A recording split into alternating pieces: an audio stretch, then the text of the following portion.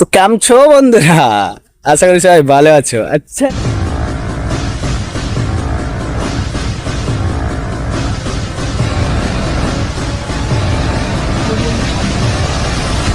যাই হোক, তো প্রেস কনফারেন্স হলো আমাদের ভ্যানিশ কুমার যে এসেছিলেন, জ্ঞানেশ কুমার, সরি সবার শুনেছেন না, ভ্যানিশ কুমার হয়ে গেল। যাই হোক, প্রেস কনফারেন্সে যে আমাদের ওয়েস্ট বেঙ্গল এসেছিল, তো আমাদের একটা সাংবাদিক আমাদের প্রশ্ন করেছিল, আপনি যে বলেছিলেন আমাদের ওয়েস্ট বেঙ্গলে রোহিঙ্গা আছে, তা আপনি কি আমাদের রোহিঙ্গাদের লিস্টগুলো দিতে পারবেন?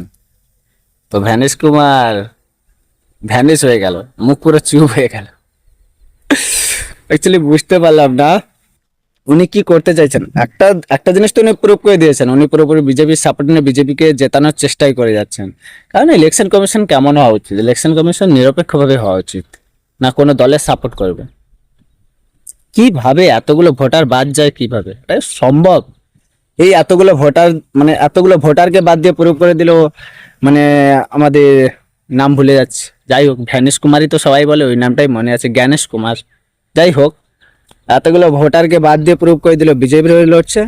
আর ওপাশে ছিল সন্তু পান। ওই সন্তু পানও প্রমাণ করে দিয়েছে উনিও বিজেপির হয়ে লড়ছিলেন, তো এখন বিজেপিতে জয়েন করে। আরো কত বেরোবে ধীরে ধীরে, যত বেরোবে আপনারা দেখতে পাবেন। আর দেখতে পেলে অবশ্যই আপনাদের জানাবো। চলো থাক আজকের মতন, বাবাই।